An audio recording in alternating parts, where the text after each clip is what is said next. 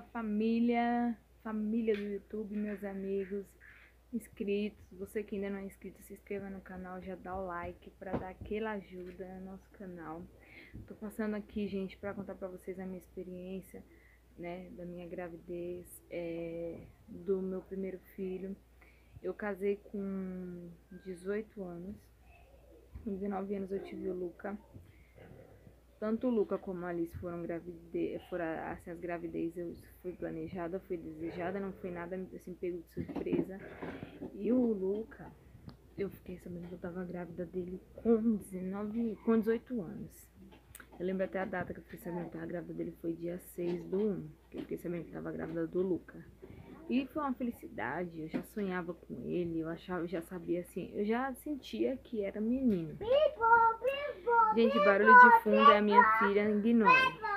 Então, eu já sabia que ia ser um menino, eu já sentia que era um menino. Parece mentira, mas quem é mãe sabe e sente. E algumas que já passam por isso vão saber do que eu tô falando. E aí eu descobri que eu tava grávida do Luca, foi aquela felicidade, aquela presença. Mas, gente, eu passei mal, mas tão mal na minha gravidez. Mas tão mal na minha gravidez do Luca. Porque foi assim, eu fiquei grávida e eu enjoava muito. Eu não sei se vocês já tiveram enjoos constantes. Eu tinha muito enjoo, tinha muita dor de cabeça, eu só dormia, eu não tinha, assim, apetite pra nada. Era muito ruim. E só que até aí tudo bem. Era sintomas de gravidez, então eu não estranhava tanto. Mas eu comecei a desconfiar porque eu comecei a sentir muita dor na barriga. Eu sentia dores insuportáveis na barriga, muita dor, muita dor. Aí tá, eu comecei a fazer o pré-natal no posto de saúde, posto, né, normal, postinho assim de bairro. E eles falaram que não tava ouvindo o coração do meu filho. Isso foi com quase 5 meses, eu tava com 5 meses. Ia pra 5 meses. Aí eu peguei e fiquei preocupada. Aí eu falei, vou pagar um ultrassom, né? Ultrassom particular, pra mim poder saber o que tá acontecendo com meu filho. Porque alguma coisa tem, tá errado, não estão ouvindo o coração. Na verdade é porque eles tinham aquelas máquinas mais antigas, então eles não conseguiam ouvir. E o que acontece? Eu fui fazer o ultrassom. Aí quando eu fui fazer o ultrassom, que chegou lá e tudo, eu estranhei porque o médico ficou olhando e ele não falava nada. Porque geralmente quando você faz ultrassom, os médicos eles falam, olha, isso aqui é do bebê. E ele ficou olhando, olhando, e ele chegava perto e ele olhava, e ele fazia uma cara feia, eu já fiquei preocupada. Aí do nada, gente, do nada o médico me solta a seguinte frase: o seu filho tem um buraco na barriga. Só isso, ele não falou mais nada. Em nenhum momento ele falou, ó, seu filho tem uma má formação na barriga. Ele falou, seu filho tem um buraco na barriga. E aí eu olhei pra minha cunhada tinha ido comigo, a irmã do meu marido, né, a Vivian. E eu olhei pra ela olhou pra mim, eu não sabia. Gente, aquele foi um impacto, foi um choque. Aí eu fiquei com aquele negócio, sabe? Aí ele me deu ultrassom, eu paguei, vim embora. Mas vim de chorando, tipo, do lugar que eu fiz o ultrassom até em casa, eu vim chorando. Porque, meu, você ficar sabendo, seu filho tem um buraco na barriga, ele não soube falar, falta de profissionalismo, né? Até aí a gente foi, quando meu marido chegou, eu falei pra ele, ó, tá aí o ultrassom. Seu filho tem um buraco na barriga, foi isso que o médico falou pra mim. Aí ele ficou sem entender, né, tudo. Beleza. Fui no posto, me encaminharam para, né, um hospital que tem aqui, conhecido como Jardim Campinas. Eu fui para esse hospital. Quando chegou nesse hospital, ela fez lá todo o procedimento, já foi outra conversa. Aí a médica me explicou, falou, olha, seu filho, seu bebê, ele tem uma má formação na barriga. Então eu vou te encaminhar para o Hospital das Clínicas, porque a gente aqui não tem assim, não é tão evoluído para poder te explicar como é o caso. Isso daí são nos Hospital das Clínicas. Até então, né, tava tranquila. Só fui saber da gravidade quando eu cheguei no Hospital das Clínicas. Quando eu cheguei no Hospital das Clínicas, gente, que lá é muito evoluído mesmo, gente. O ultrassom de lá é de outro mundo, sabe? É ver detalhes, ver tudo direitinho. Quando chegou lá, que fez o ultrassom, a médica falou pra mim, ó, seu filho, ele tá com o intestino exposto, que é a gastroscrise. O que é a gastroscrise? Eu vou explicar pra você entender. A gastroscrise é assim, aqui no abdômen, aqui na parte da barriga, do intestino, é quando não se forma direito. Por exemplo, formou lá o intestino, só que a barriga não fechou.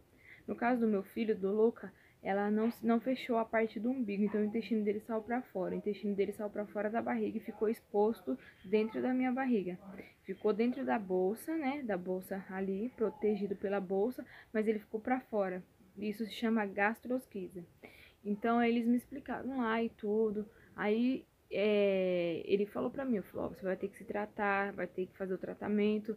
E ele te falou, tem a possibilidade de eu pirar na barriga, mas isso é o último do último caso, porque é muito arriscado e tudo. E aí, eu fiquei, sabe quando você fica em estado de choque? Eu fiquei em estado de choque, porque eu falei, meu Deus do céu. E aí, você ainda, assim, pra piorar, você conta pra algumas pessoas que acham só porque são enfermeiros ou médicos, eles entendem, aí as pessoas acabavam com a minha fé. Falavam, ó, seu filho, ele não vai vingar.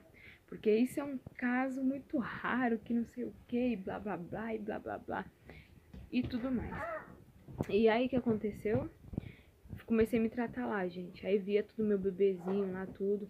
Tanto é que eu tive que fazer uma ultrassom para descobrir o sexo, porque como o intestino dele estava exposto, aí tampava a parte do sexo. O intestino ficava para fora, então não dava para ver.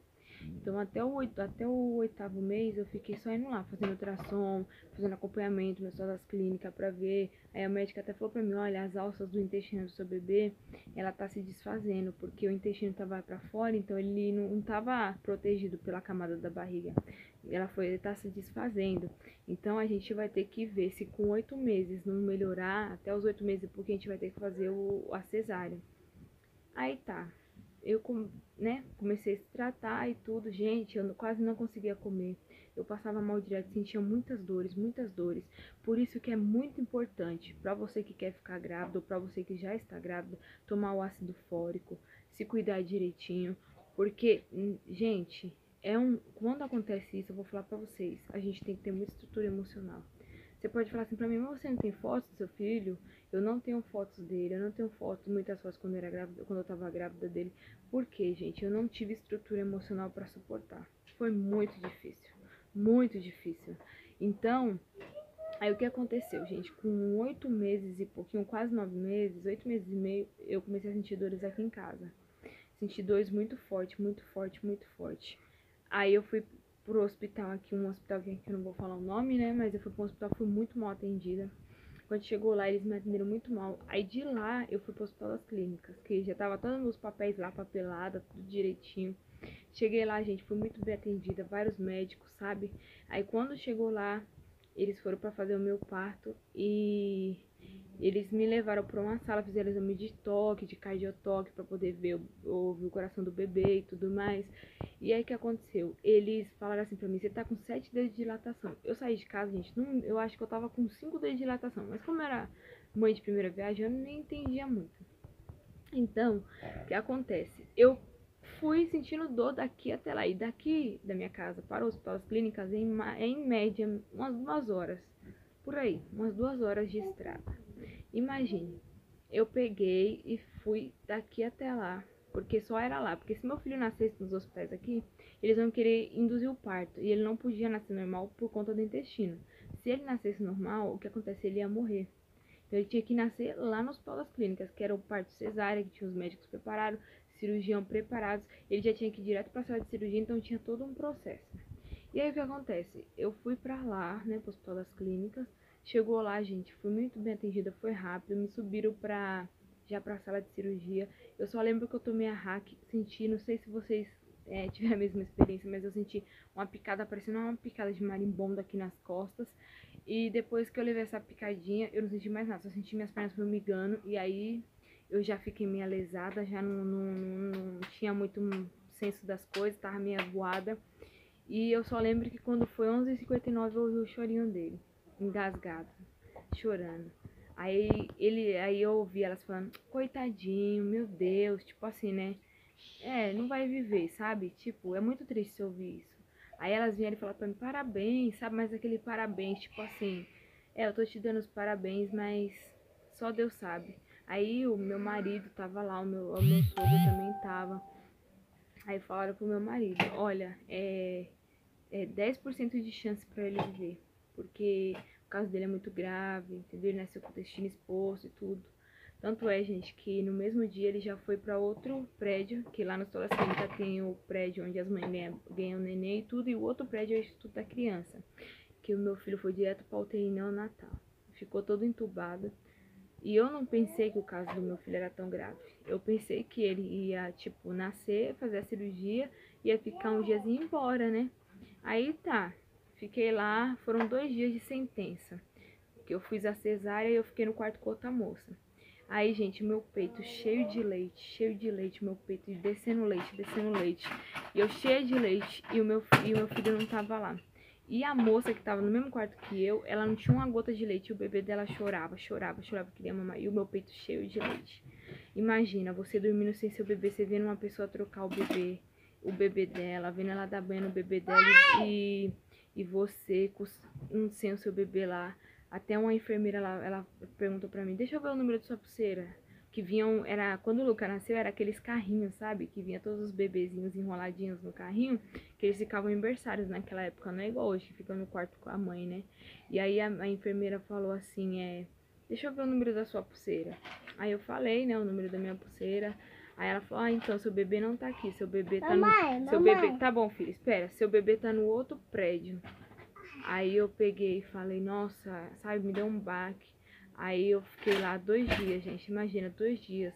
Você vendo todas as mães com seus bebês, dando banho, chegando visita e eu sozinha, porque como era muito longe da minha casa, então não tinha como eu receber visitas todos os dias.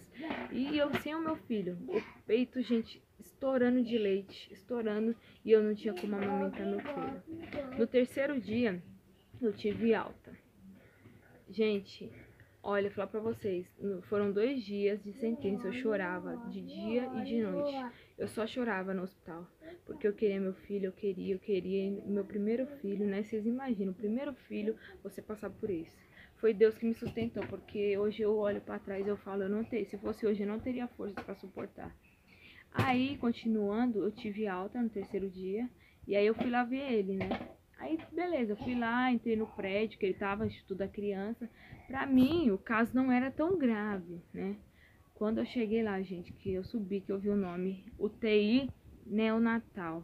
Nossa, aquilo já me deu um impacto, né, no coração. Quando eu cheguei lá pra ver, gente do céu, meu filho todo entubado com a sonda enfiada assim pela boca, né? Que quem tem problema no intestino usa essa sonda, enfiada pela boca e saindo, assim, que sai um negócio verde do intestino, né? Pela sonda. E ele bem magrinho, sabe? Mas ele era lindo, cabelinho preto, narizinho pequenininho, bem branquinho, coisa mais linda, mas todo entubado. E aí, quando eu perguntei pra médica, eu falei, ela falou, é seu filho esse. Aí quando eu falei pra ela, e vocês sabem, tem previsão de alta pra ele? Ela falou, então, ele não tem previsão de alta.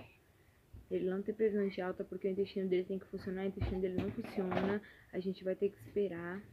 E agora é só Deus por ele. Nossa, gente, quando eu ouvi aquilo, eu saí de lá, sabe, acabada, sabe?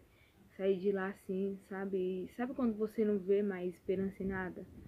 Mas eu sentia uma fé bem lá no fundo, mas era bem lá no fundo mesmo. Quando eu vim pra casa, gente, que eu vi o bercinho dele, gente do céu, olha, só quem passa por isso sabe. A dor de você vir pra sua casa sem o seu filho não é fácil. E não importa se é pelo mesmo problema que o meu teve, se é por outros, mas a dor dói muito, gente, dói muito. Só a gente que passa por isso sabe. E aí o que acontece?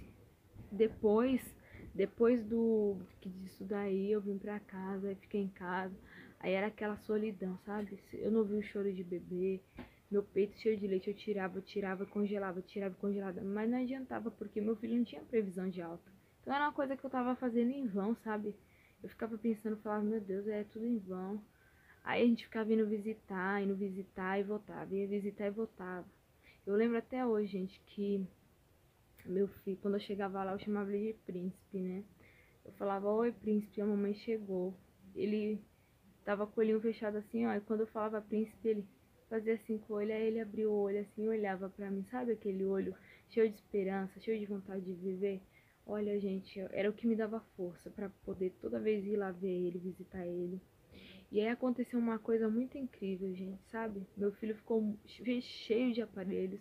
Ele ficou assim, ó, a gente orando, Por isso que eu falo, gente, oração, ela tem muita força, muita força. Quando você ora, você pede pra Deus, Ele faz.